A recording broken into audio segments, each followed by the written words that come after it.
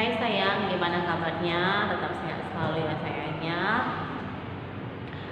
Kita beberapa waktu lalu sudah belajar tentang mengidentifikasi isi dan struktur surat lamaran pekerjaan, kemudian menyajikan kesimpulan tentang surat lamaran pekerjaan, itu sudah kita bahas ya sayangnya.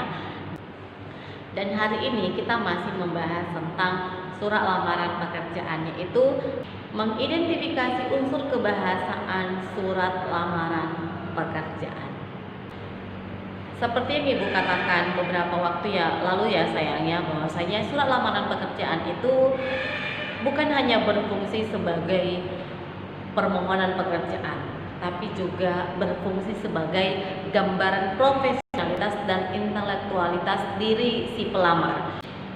Jadi, berdasarkan surat lamaran pekerjaan yang kamu kirim kepada si penerima surat lamaran pekerjaan itu bisa mengenal atau mengetahui profesionalitas dan intelektualitas Anda. Dan juga bisa ditunjukkan dengan penggunaan bahasa. Seperti yang kita ketahui, peranan bahasa dalam kehidupan sehari-hari sangat penting. Berdasarkan berbahasa seseorang, kita bisa mengenal pribadi seseorang. Nah, begitu juga dengan surat lamaran pekerjaan. Bahasa sangat berperan penting dalam surat, terkhususnya surat lamaran pekerjaan. Surat menggunakan bahasa baku. Bahasa dalam surat lamaran pekerjaan jauh lebih tertib dibandingkan penggunaan bahasa dari surat lainnya.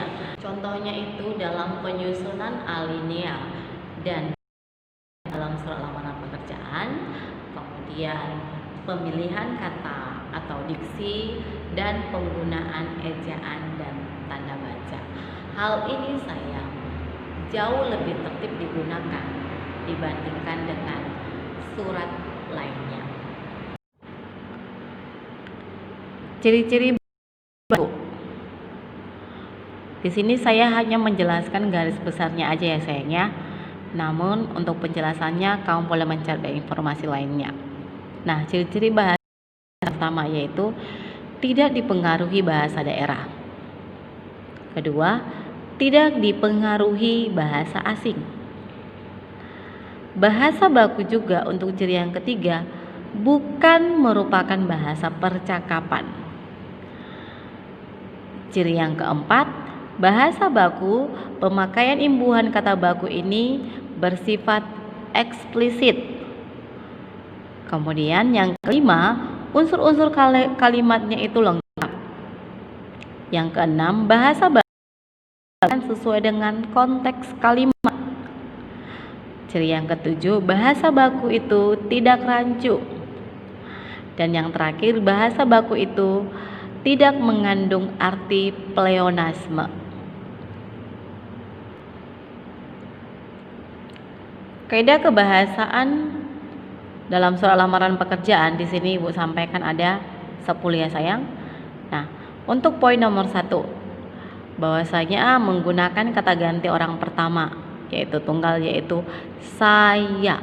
Dalam surat lamaran pekerjaan kita tidak boleh menggunakan kata ganti aku atau ku, dan harus menggunakan kata saya karena ini sifatnya baku. Kemudian yang kedua, penggunaan sapaan, yaitu yang menyatakan penghormatan yaitu bapak dan bapak atau ibu. Jika seperti yang udah Ibu katakan, jika kamu sudah mengetahui apakah si penerima surat lamaran itu adalah laki-laki, kamu boleh panggil bapak, dan jika si penerima surat lamaran itu tahu adalah ibu, perempuan, kamu boleh panggil dia ibu sebagai tanda penghormatan.